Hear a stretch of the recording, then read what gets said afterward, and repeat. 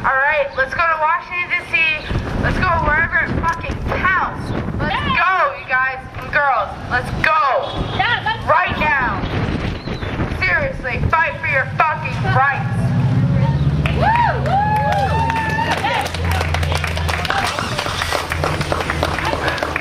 I am so excited to see all of these just really fabulous people here today. It really warms my heart to see the people who are here, who are showing up and showing their faces for trans rights. And I just want to encourage you again to go out there and fight for a trans-inclusive ENDA. Gary Lapon.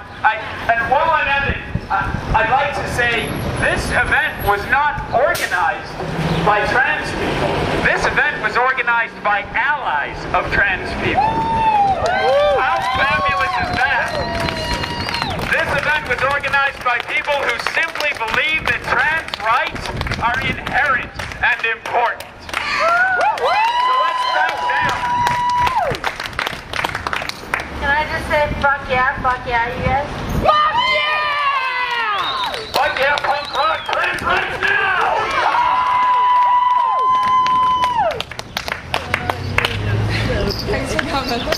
Yeah, I guess I want to talk a little bit more about the strategies, where we go from here, because I think that, these rallies are incredibly important. They show our strength. They show that we're not alone in thinking the way we think or being who we are.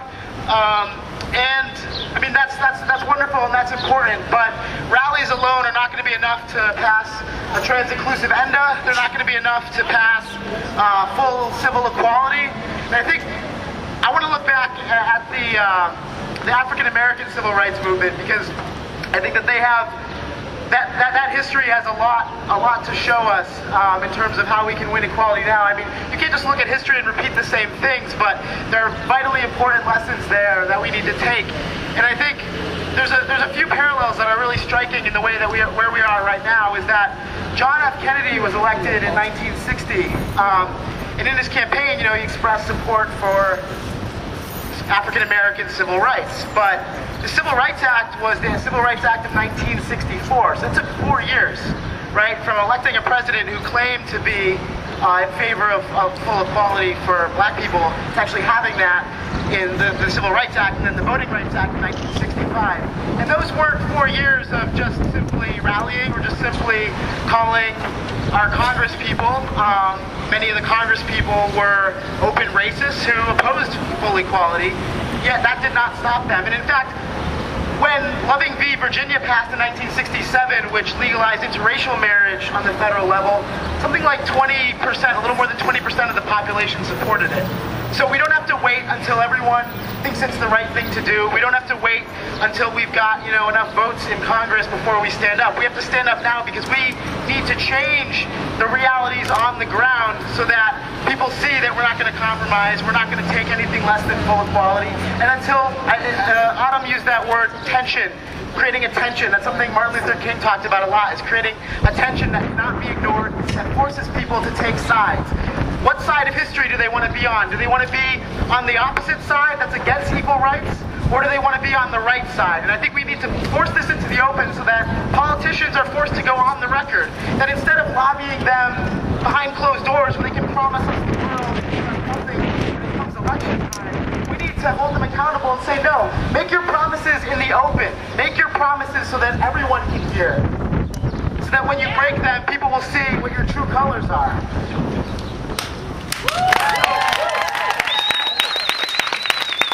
So when we're talking about next steps, I think, first of all, we need to be a lot bigger than we are now. I mean, it's phenomenally amazing how many people showed up to this. This was built last minute, when it became clear that ENDA could be coming out of the House, coming to a vote in the House shortly. The stuff that Power mentioned about, that's an important point, that we don't know the exact language yet, and that we have to make sure that transgender people are not thrown under the bus for a second time. But we need to get bigger.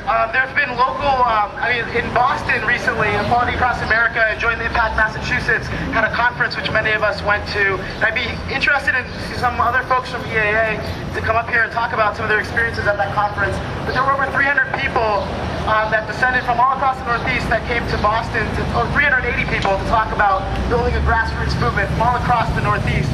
There was in March, there was over 300 people who came to the Midwest Unite and Fight conference, another EAA conference, to do the same thing in the Midwest and formed a regional network in the Midwest. There was just a conference in San Francisco. There was just a conference in Washington, D.C. And it looks like the biggest conference of all of them, and there's been almost 1,000 people already at these 4 conferences. The biggest one is going to be in Austin, Texas, it looks like. Where a week ago, 200 people have registered, and there were still 3 weeks to go. So it looks like there's going to be maybe, I don't know, our experience was that almost 3 times as many people showed up as registered beforehand. So we could be looking at, hundreds and hundreds of people in the heart of Texas organizing for full federal equality. If